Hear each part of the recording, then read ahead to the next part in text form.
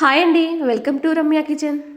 ఇవాటి మన వీడియోలో వచ్చేసి కొత్తిమీర అండ్ టమాటా రైస్ అండి. ఇది చాలా బాగుంటుందండి. లంచ్ బాక్స్లోకి అయితే ఈజీగా అయిపోతుంది. మనం మార్నింగ్ లేవగానే హడావిడిగా చేయవలసిన అవసరం ఏమీ ఉండదు. ఒక రకంగా చెప్పాలంటే ఇది హెల్తీ రైస్ అని కూడా చెప్పవచ్చండి. కొత్తిమీర చాలా హెల్తీ అండి. లంచ్ బాక్స్లోకే కాదండి, ఈవినింగ్ డిన్నర్లోకి కూడా చాలా బాగుంటుంది కొత్తిమీర రైస్. ఈ కొత్తిమీర టమాటా రైస్ డైరెక్ట్గా తినవచ్చు, లేదంటే పెరుగు రైస్తో తినవచ్చు అండి. వేరే కర్రీ ఏమీ అవసరం లేదు. వండిన అన్నం ఉంటే ఒక 10 నిమిషాల్లో అయిపోతుందండి టమాటా కొత్తిమీర రైస్ అనేది. ఈ టమాటా కొత్తిమీర రైస్కు మసాలాలు కూడా ఎక్కువ పడవు అండి మనకు. ఇప్పుడు ఎలా తయారు చేయాలో ఈ వీడియోలో మనం చూద్దాము. గ్యాస్ ఆన్ చేసుకొని ఒక వెడల్పుగా ఉండే కడాయి పెట్టేసుకోండి. మనకు అన్నం అనేది కలపడానికి ఈజీగా ఉంటుంది. దాంట్లో 2 టేబుల్ స్పూన్ల ఆయిల్ వేసుకున్న తర్వాత ఒక చిన్న కప్పు పల్లీలు వేసేసుకోండి. ఒక 3 టేబుల్ స్పూన్ల వరకు అనుకోండి. పల్లీలు లోపల వరకు వేయించేదాకా వేయించుకొని ఒక బౌల్లోకి తీసేసుకొని పక్కన పెట్టేసుకోండి. ఇప్పుడు అదే కడాయిలో కొంచెం ఆయిల్ ఉంది కదండి, దాంట్లో దాల్చిన చెక్క, ఇలాచీ 3, ఒక 5 మిరియాలు, 2 లవంగాలు, ఒక బిర్యానీ ఆకు కూడా ఇందులో వేసేయండి.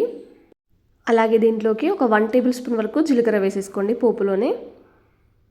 పోపు కొంచెం వేగిన తర్వాత దీంట్లోకి ఒక 7-8 వెల్లుల్లి రెబ్బలండి కచ్చా పచ్చగా దంచి దీంట్లో వేసేసుకోండి. దీంట్లోకి వెల్లుల్లి ఫ్లేవర్ చాలా బాగుంటుందండి. కొంచెం ఫ్రై అయ్యే వరకు కలుపుకొని గ్యాస్ అనే సిమ్లో పెట్టేసుకొని వేయించేసుకోండి. ఒక 3 పచ్చిమిర్చి కూడా ఇందులో వేసేసుకోండి. కొంచెం పోపులో వేగేదాకా పచ్చిమిర్చిని కలిపేసుకోండి.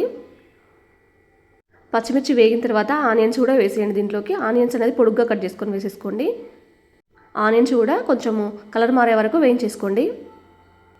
అలా 1 నిమిషం పాటు కలుపుకుంటూ వేయించుకుంటే మనకు కలర్ అనేది ఈజీగా మారిపోతుందండి. ఇప్పుడు దీంట్లోకి కొత్తిమీర పేస్ట్ వేసేయండి. నేను ఒక పెద్ద సైజు కట్ట తీసుకున్నానండి. కొత్తిమీర కడిగి దీంట్లోకి వేసేసుకొని పేస్ట్ చేసుకున్నాను. దీంట్లో ఇంకేమీ వేయలేదండి, ఓన్లీ కొత్తిమీర మాత్రమే పేస్ట్ చేసుకున్నాను. కొత్తిమీర పేస్ట్ వేసేసి గ్యాస్ అనే సిమ్లో పెట్టేసుకొని ఆయిల్ అనేది పైకి రిలీజ్ అయ్యే వరకు కూడా వేయించేసుకోండి. మనకు కొత్తిమీర పచ్చి వాసన పోయేంత వరకు వేయించాలండి, లేదంటే పచ్చి వాసన వస్తుంది. రైస్ అనేది అంత బాగా టేస్ట్ ఉండదు. అందుకని ఒక 2 నిమిషాల పాటు ఫ్రై చేసుకున్న తర్వాత దీంట్లోకి పసుపు వేసేసుకోండి. ఒక 1/2 టీ స్పూన్ వరకు పసుపు వేసుకున్నానండి నేను. ఒకసారి కలిపేసుకోండి మొత్తం అంతా కలిసేలా పసుపు కూడా. ఇప్పుడు దీంట్లోకి 2 పెద్ద సైజు టమాటాలండి, అవి తీసుకున్నాను, దీంట్లో వేసేయండి. మీరు కావాలంటే టమాటాను పేస్ట్ చేసి కూడా వేసేసుకోవచ్చు అండి, టమాటా ప్యూర్ లాగా. దీంట్లో ఇప్పుడు ఒక 1 టేబుల్ స్పూన్ వరకు సాల్ట్ వేసేసుకోండి. ఒకసారి అంతా కలిసేలా కలిపేసుకోండి. ఉప్పు టమాటా మొత్తం కలిసేలా అంతా